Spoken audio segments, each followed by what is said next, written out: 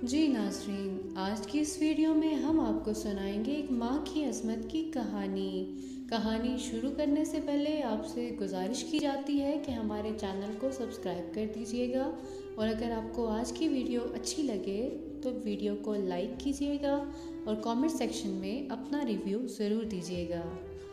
سدیش اب 3.5 سال کا ہو چکا تھا۔ اسے یہ نہیں معلوم تھا کہ اس کا باپ کون ہے، کہاں ہے یا اس کے ساتھ کیا ہوا ہے۔ فلک کو اپنے بیٹے کی تعلیم کی فکر پڑ گئی۔ جب تک وہ 4 سال کا نہ ہوا تب تک فلک نے اس کی تربیت خود کی اور اسے گھر پر کچھ نہ کچھ سکھاتی رہی۔ جب وہ 4 سال کا ہوا تو فلک نے اسے اسکول میں داخل کر دیا۔ فلک روزانہ اسے اسکول لے کر جاتی اور اسکول سے واپس بھی لاتی۔ شکل و صورت کے لحاظ سے دیکھا جائے تو فلک انتہائی حسین اور خوبصورت عورت تھی، لیکن اس کی خوبصورتی کو شاید کسی کی نظر لگ گئی۔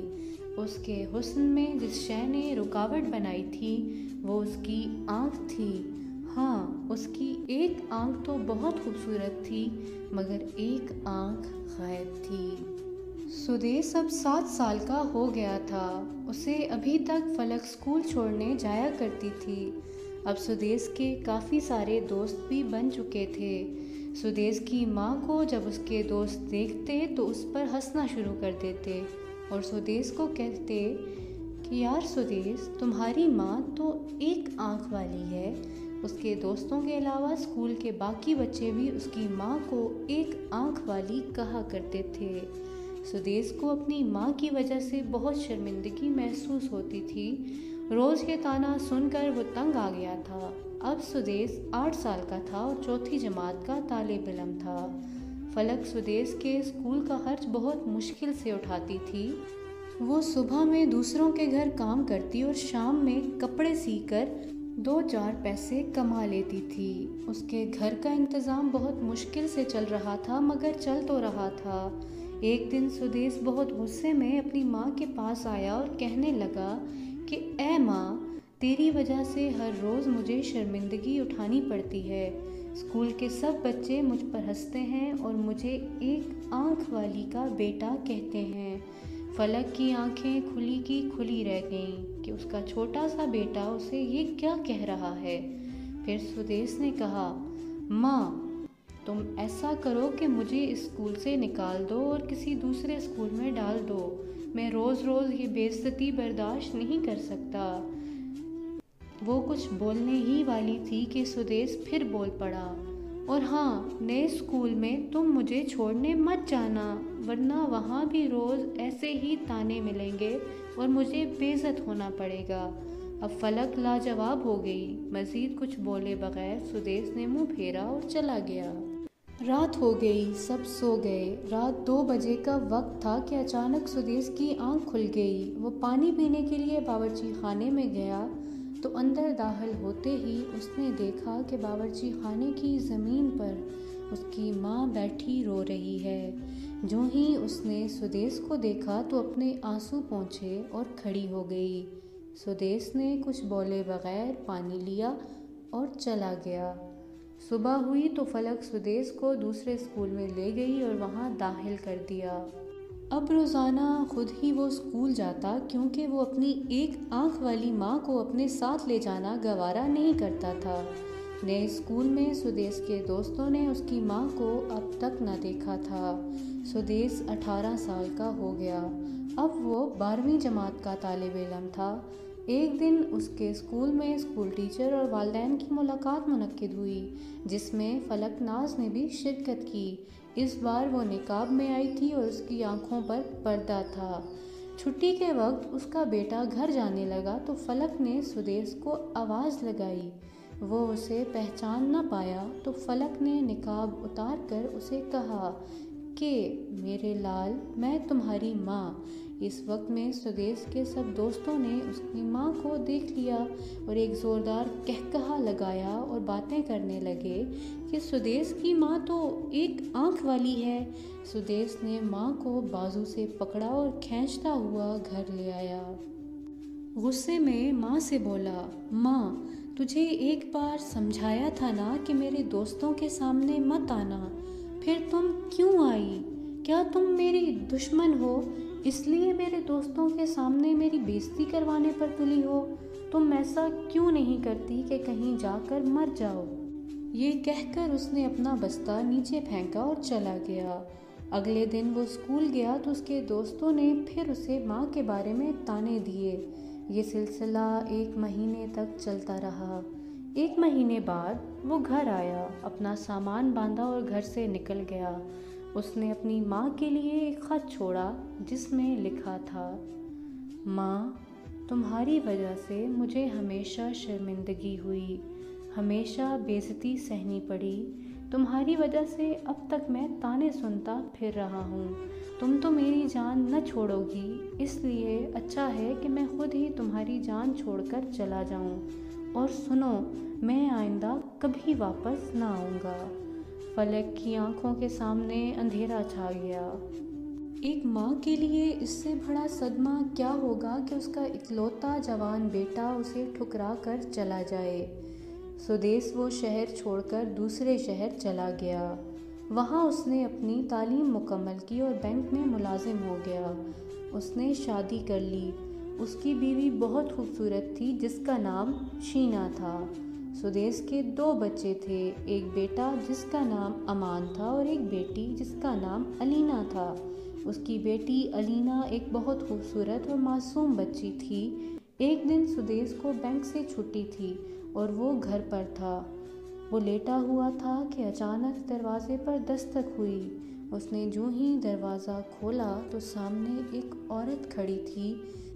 اس کو دیکھ کر سدیس پر چند لمحے کے لیے سناٹا طاری ہو گیا۔ الینا اندر سے بھاگتی ہوئی آئی اور سدیس کی ٹانگوں کو تھام کر آگے ہوئی تو عورت پر نگاہ ڈالی۔ جب اس کی نظر عورت پر پڑی تو وہ ڈر کر بھاگ گئی اور ساتھ بولتی گئی، ایک آنکھ والی، ایک آنکھ والی۔ سدیس کو پتہ چل چکا تھا کہ وہ اس کی ماں ہے، مگر پھر بھی اپنی بیوی کے سامنے شرمندہ ہونے کے ڈر سے اس نے عورت کو ڈانٹا اور کہا، تم کون ہو اور کون ہوتی ہو میری بیٹی کو ڈرانے والی؟ تم کہاں سے آئی ہو اور میرے گھر میں کیا کر رہی ہو؟ عورت نے ڈرتے ڈرتے جواب دیا، معاف کیجیے گا، شاید مجھے جہاں جانا تھا وہاں کا پتہ غلط مل گیا ہے۔ یہ کہہ کر عورت وہاں سے چلی گئی۔ کچھ عرصہ گزر گیا۔ بینک والوں نے سدیس کو اس شہر میں ایک کام سے بھیج دیا جہاں اس کی ماں رہتی تھی۔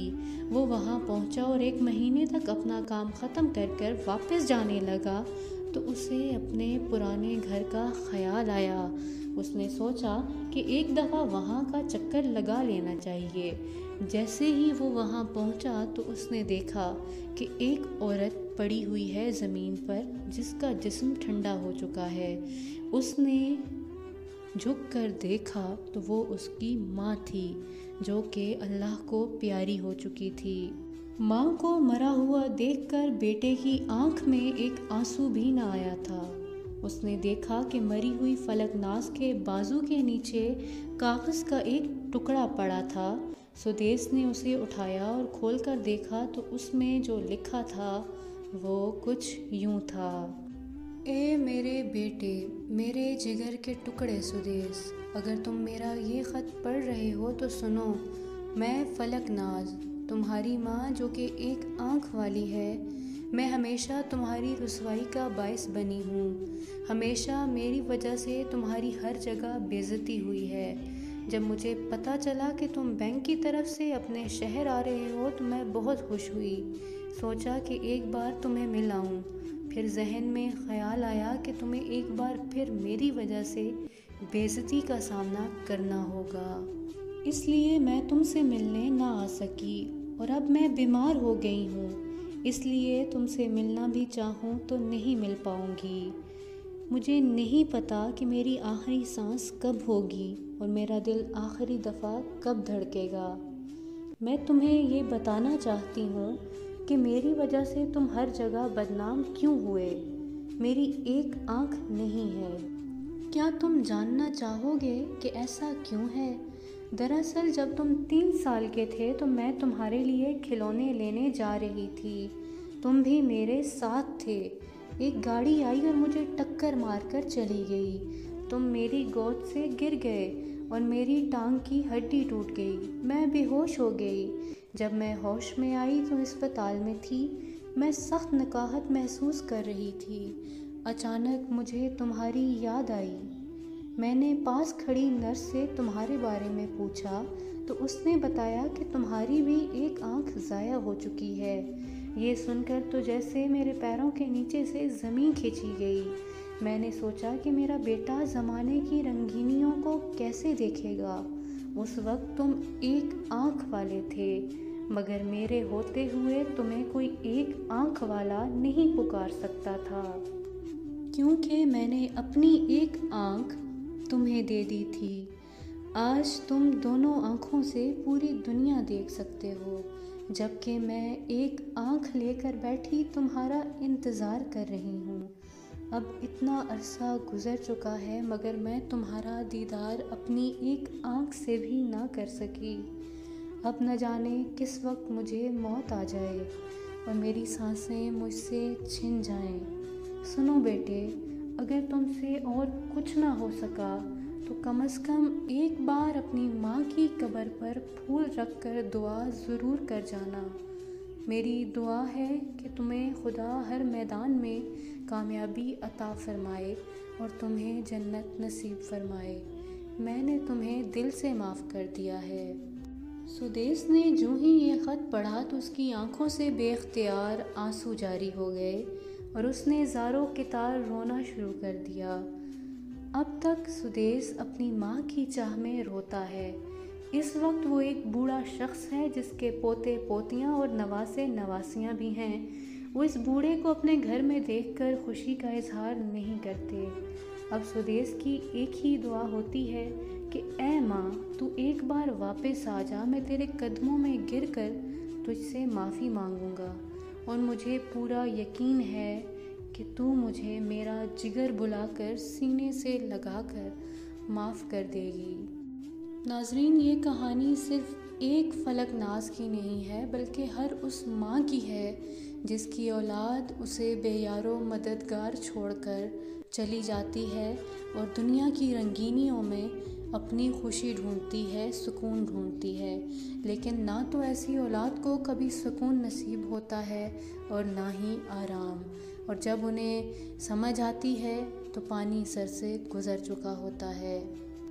والدین اللہ کی بہت بڑی نعمت ہیں، مگر خوش نصیب شخص وہی ہوتا ہے جو ان کی موجودگی میں، ان کی خدمت میں، ان کی خوشی کے ساتھ زندگی گزار دے۔